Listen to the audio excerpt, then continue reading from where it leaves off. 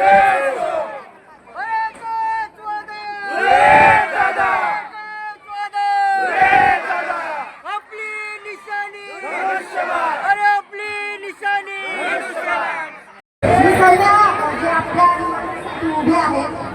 आपल्या ताईंना विनंती करीन जरा पुढे या. शांताताई पुढे या. सविताताई पुढे या. पुढे या. एक मिनिट जरा दादा मी थोडंसं मागे. क्रमांक 14 ची यावेळीची स्थिती कशी आहे? मागच्या वेळेला तुम्ही वन साइड गेला होता, यावेळेला टक्कर आहे की काय? चुरस होते की काय? एक टक्कर बिकर काही नाही. व्यवस्थित सुरळीत गेल्या वेळेस जसं निवडून आलं यावेळेस पण 8च्या 8 तसे त्याच पद्धतीने निवडून येतील. यावेळेस आम्हाला शिंदे साहेबांनी अतिशय चांगले कॅन्डिडेट दिलेले आहेत. त्या ठिकाणी 14 गावामध्ये दिलेत. भोईर मॅडमला ते तिथले नेतृत्व करतील. पावण्यातला सांगळे मॅडमला दिलेत, ते पावणे गावातले नेतृत्व करतील. तुर्बाश्रमध्ये महेश कुलकर्णीला, शारदा सोळसकरला यांना दिलेत, हे व्यवस्थित नेतृत्व करतील. असे ह्या पद्धतीने आमचे पॅनल बनलेले आहे 14 गावचं. पण पलीकडे तिकडे लगाडे मॅडम असतील, आमची आबोलीताई असेल, तिकडे मी स्वतः सुरेश कुलकर्णी, आगोंडे, ही आमची एक 20चं पॅनल आहे. ह्या ठिकाणी आम्हाला कॅन्डिडेट अशा पद्धतीने दिलेत. समोरचे व्यक्ती ह्या कॅन्डिडेट मध्ये, ह्या 14 मध्ये हे ह्या लोकल कॅन्डिडेट कोणी दिलेलं नाही. त्यांच्यातलं फक्त दिलेत कोणतं पैसेवाले, बिल्डर, अशा लोकांना इथे कॅन्डिडेट दिलेले आहेत. आणि जीत आमची निश्चित आहे. आणि इथले लोक एवढा खूप हुशार आहेत. ते तुमच्यावर टीका केली जाते तुम्ही फार्म हाऊसवर असता. नाही रे, ते फार्म हाऊस मी अजून ते नावालाच आहे. ते तुम्हाला जर सगळ्यांना माहिती आहे. मी कधी जातो येतो, आपल्याला तिथं काय कायम नाही, फक्त एक अर्धा तासासाठी जाऊन येतो. असं लोकांसारखं मी पार्ट्या करत नाही. तुम्ही प्रामाणिकपणे मान्य करता की मी फक्त जातो तरी? नाही, कधी आता नाही, कधी इलेक्शन राजकारणी असे मान्यही करत नाही, पण तुम्ही प्रामाणिकपणे मान्य करता. करतो ना. मी जात आहे फार्म हाऊस बनवलेलं, त्या ठिकाणी जातो येतो. त्या का असे मी कोणाला मलिदा बिलिदा द्यायला घेत नाही. काही लोक देतात, आता घरोघरी पैसे वाटतात. यांच्याकडे दुसरा काय राहिलेलं नाही. हरवण्यासाठी मोठे नेते आणलेत. मोठे नेते याच्यासाठी आणलेत की घरोघरी जाऊन पैसे वाटायचं चालू आहे. आताही चालू आहे. आम्ही बोलतोय बिंदास त्याला वाटू दे, काय वाटायचे ते. आम्ही आमच्या पद्धतीने आम्ही सगळी 8च्या 8 नगरसेवक निवडून देऊ. थँक्यू.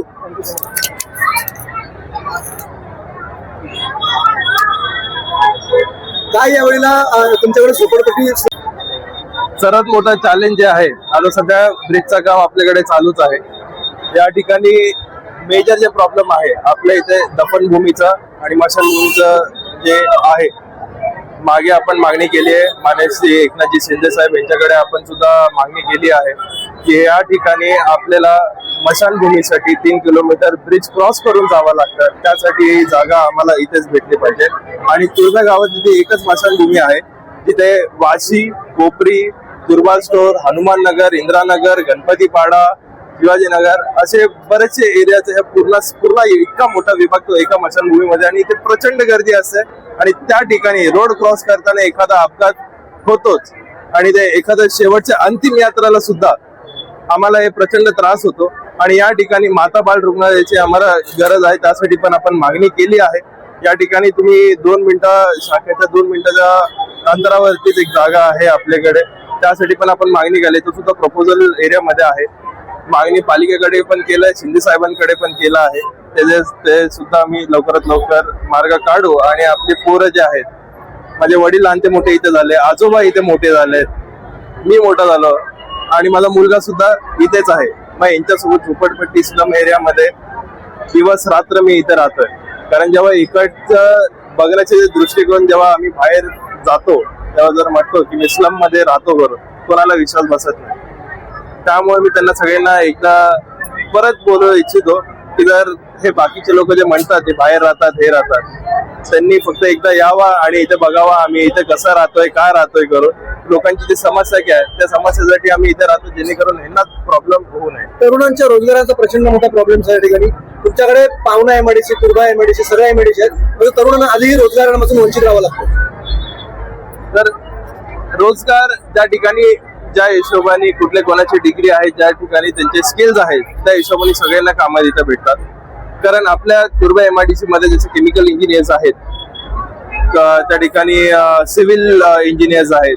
प्रत्येक वेगळ्या ठिकाणी एक प्रॉपर स्किल लागतो प्रत्येक जॉबसाठी. त्यासाठी स्किलच्या हिशोबाने सगळ्यांना जॉब भेटतात. आणि राहिली गोष्ट बाकीचे जे अर्धे युवा वर्ग आहे त्यांनी स्वतःचा स्टार्टअप एमएसएमई स्कीम आहे किंवा महाराष्ट्र शासनाने खूप योजना काढल्यात, मोदी साहेबांनी योजना काढल्या, त्या अंतर्गत बरेचसे लोक वेगवेगळे विविध उद्योग करतात आहेत. काही ना काही कामं सगळ्यांचे चालू आहेत आणि आणखी जास्त जास्त आपण त्यांना रोजगार उपलब्ध करण्याचा आणि नवीन पद्धतीने कसा बिझनेस एखादा नवीन स्टार्टअप करण्याचा यासाठी मी स्वतः त्यांना प्रोत्साहित करत असतो. प्रचंड मोठा प्रॉब्लेम आहे तो म्हणजे पाण्याचा. जर तुम्हाला इथल्या जनतेने संधी दिली तर तुम्ही तो कसा सोडवणार आहात, कशा प्रकारचे योजना? सर्वात पहिल्यांदा मला तुम्हाला हे सांगायचं आहे की आमच्या तुर्बस्टोरला पाण्याचा प्रॉब्लेम बिलकुल नाही.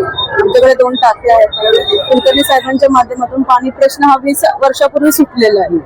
तर पाण्याचा तर प्रश्न आहेच नाही. महिलांचे आणखी काही प्रॉब्लेम असतात त्याला रोजगार त्याला सक्षम करण्यासाठी काय योजना असेल?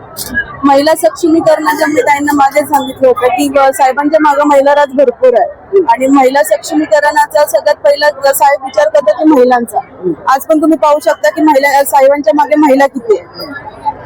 माननीय उपमुख्यमंत्री साहेबांच्या माध्यमातून ज्यासाठी महिलांसाठी ज्या ज्या योजना येतात त्या आपण इथे राबवतोच. तसंच स्वतःहून कुलकर्णी साहेब पण महिलांसाठी विविध योजना असेल, विविध कामं असेल, रोजगारची संधी असेल त्या नेहमीच राबवत असतात. पण तुम्हाला पुढच्या 5 वर्षामध्ये जर तुम्हाला जेव्हा काही संधी दिली तर हे स्लम एरिया आहे, खूप चॅलेंज आहे समोर. तुम्हाला लक्ष राहावेल प्रत्येक गोष्टीकडे. कशा प्रकारे तुमचं काम असणार आहे, पुढे 5 वर्ष कसे असतील, लोकांना समाधान करत होतील पुढची 5 वर्ष? नक्कीच. गेली 25 वर्ष साहेबांनी लोकांना समाधान दिलेलं आहे. इथून पुढचे पण लोकांना त्याचं टेन्शन नाही की आमच्या फ्युचर समाधानात असणार आहे का नाहीये. काय समोरच्या महिला तुम्हाला सांगतात की तुम्ही इथे नसताय, तुम्ही बाहेर राहताय वगैरे. सर तुम्ही चेक करा, कोणाला सांगा, जे स्वतः उमेदवार आहेत ते इथे कोणीच नाहीये, ते सगळे बाहेरचे आहेत. आणि मी स्वतः स्लम मध्ये राहते आणि आमचं पूर्ण फॅमिली स्लम मध्ये राहते. एकंदरीत ही स्थिती आपण भौगोलिक परिस्थिती बघता नवी मुंबईतला एक अत्यंत सखोल असा परिसर आहे हा. तर या ठिकाणी काही अजूनही उणीवा आहेत. म्हणजे महिलांच्या शौचालयाच्या बाबतीतला उणीवा असेल, आणखी बऱ्याचशा गोष्टी जरी झालेल्या असतील तरी महिलांसाठी अजून काही आहेत गोष्टी ज्या करण्यासाठी तुम्हाला आता पुढच्या 5 वर्षाची संधी मिळाली तर कशा प्रकारे तुम्ही करणार राबवणार आहात? महिलांच्या शौचालयाचे प्रॉब्लेम्स पण सॉल्व्ह होतील. महिलांच्या शौचालयाचा काही प्रॉब्लेम नाहीये. राहिला प्रश्न फक्त की घरांचा. तर माननीय उपमुख्यमंत्री साहेबांच्या माध्यमातून SRAच्या माध्यमातून आपण सर्वांना सरसकट पक्की घरं मिळवून देण्याचं काम तर करणार आहोत. आणि महिलांचे बाकीचे काही प्रॉब्लेम आहेत.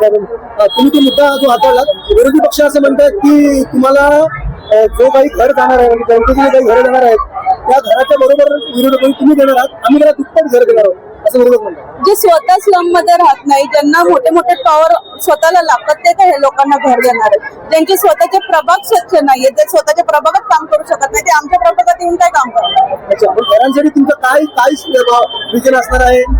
तुम्ही त्याप्रमाणे म्हणणार की ज्यांचे घरं जाणार आहेत शेतकऱ्याच्या माध्यमातून त्यांना डबल स्क्वेअर फुटाची घर मिळणार आहे? SRAच्या माध्यमातून सरसकट सगळ्यांना 500 स्क्वेअर फुटाची घराची मान्यता प्रस्ताव आपण माननीय नगर विकास मंत्री आपले शिंदे साहेबांकडे टाकलेला आहे.